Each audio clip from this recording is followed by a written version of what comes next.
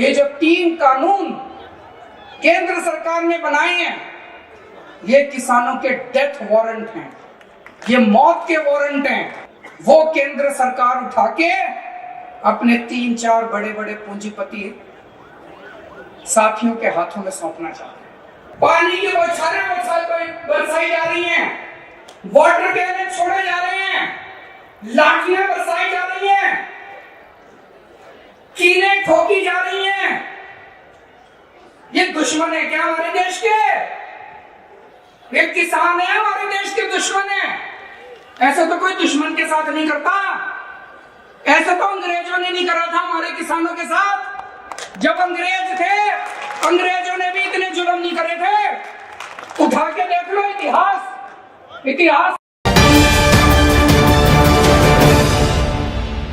एक बार जोर से भारत माता का जयकारा लगाएंगे। भारत माता की, भारत माता की, इनकलाब, इनकलाब, वंदे, वंदे। सबसे पहले मेरठ की क्रांतिकारी धरती को मैं नमन करता हूं। मंच पे बैठे हुए खाप पंचायतों के सभी नेतागण और अन्य सभी नेतागण और महानुभावों को मैं नमन करता हूं।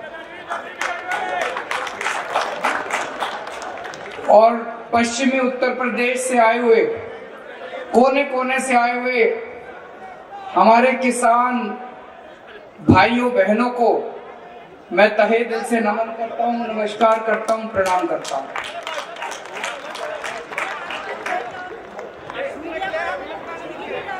दोस्तों, आज अपने देश का किसान बहुत ज्यादा पीड़ा में है। आज हमारे देश का किसान बहुत ज्यादा दुखी है। 3 महीने से ज्यादा हो गए, 95 दिन हो गए। 95 दिनों से कड़कती ठंड में, पिछले 95 दिनों से दिल्ली के बॉर्डर के ऊपर हमारे किसान भाई अपने परिवार, अपने बच्चों, छोटे छोटे बच्चों के साथ धरने पे बैठा हुआ है। किसी को मजा नहीं आता ऐसे धरना करने में, किसी को मजा नहीं आता इतनी ठंड के अंदर अपने शरीर को गलाने में। 250 से ज्यादा किसान भाइयों की शहादत हो चुकी है। छोटी बात नहीं है, 250 लोग शहीद हो चुके हैं पिछले 3 महीने के अंदर। लेकिन सरकार की जूं नहीं रेंग रही। दोस्तों, पिछले 70 साल में इस देश के किसान ने केवल और केवल धोखा देखा है। सबने धोखा दिया अपने किसान को। सारी पार्टियों ने, सारी सरकारों ने। 70 साल में कई सरकारें आई। 70 साल में इस देश के लोगों ने लगभग हर पार्टी को सरकार बनाने का मौका दिया, लेकिन सभी पार्टियों की सरकारों ने धोखा दिया किसानों को। किसान कहता है, किसान क्या मांग रहा है पिछले 70 साल से? वो कहता है जी मेरी फसल का सही दाम दे दो। यही तो मांग रहा है भाई साहब, मेरी फसल का सही दाम दे दो। 70 साल हो गए मांगते मांगते। और सारी पार्टियों के घोषणा पत्र उठा के देख लो। 70 साल में इतने चुनाव हो लिए, राष्ट्रीय स्तर पे हो लिए, राज्य स्तर पे हो लिए। हर पार्टी के घोषणा पत्र में लिखा होगा हमारी सरकार बना दो, हम तुमको सही दाम देंगे। सारी पार्टियां कहती है, चुनाव के पहले सारी पार्टियां कहती है जी हम आपको फसलों के सही दाम देंगे। एक पार्टी की सरकार ने आज तक नहीं दिए। अगर आज फसलों के सही दाम मिल जाते, हमारा देश का किसान आत्महत्या नहीं करता, हमारे देश के किसान को लोन नहीं लेना पड़ता। आज हमारे देश का किसान कहता है हमारा लोन माफ कर दो, सारी पार्टियां चुनाव के पहले कहती है हमको वोट दे दो, हम तुम्हारा लोन माफ कर देंगे। हर पार्टी चुनाव के पहले कहती है और किसी पार्टी ने नहीं करा। जीतने के बाद कहते हैं पैसा नहीं है, जीतने के बाद कहते हैं पैसा नहीं है। पिछले 25 साल में 3.5 लाख किसान आत्महत्या कर चुके हैं। ये कोई छोटी बात नहीं है, 3.5 लाख किसान आत्महत्या कर चुके हैं।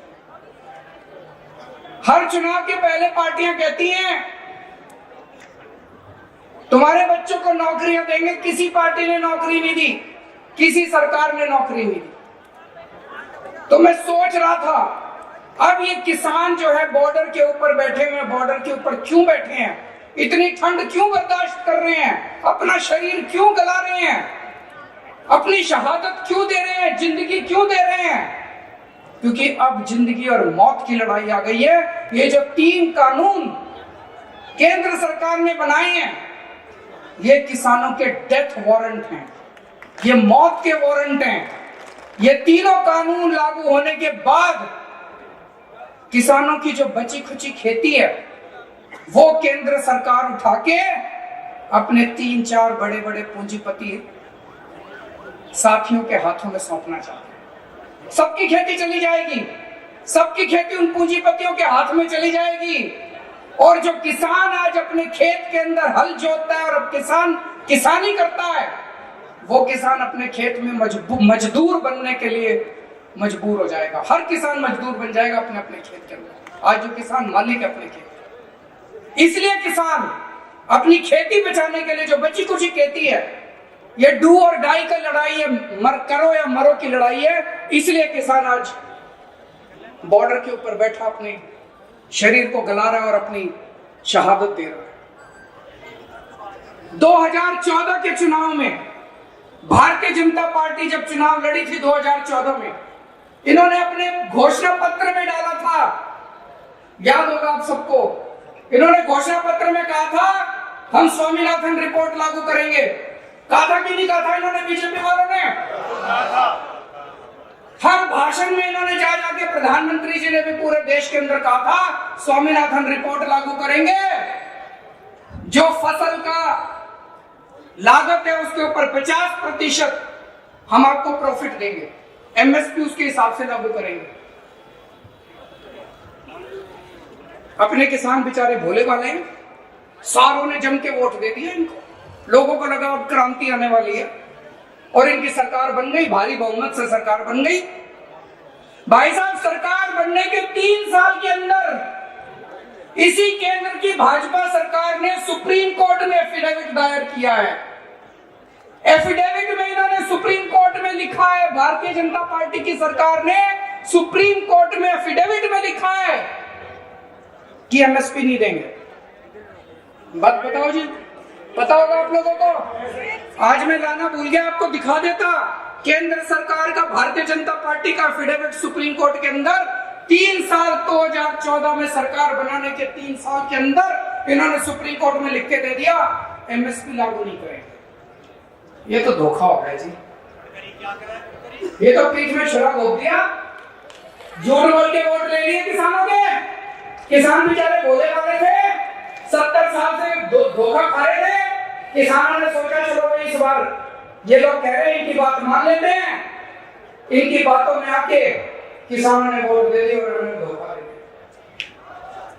आज पूरे देश के अंदर जिस तरह से किसानों पे सरकार अत्याचार कर रही है, पानी की बौछारें बरसाई जा रही हैं, वाटर कैनन छोड़े जा रहे हैं, लाठियां बरसाई जा रही हैं, कीलें ठोकी जा रही हैं।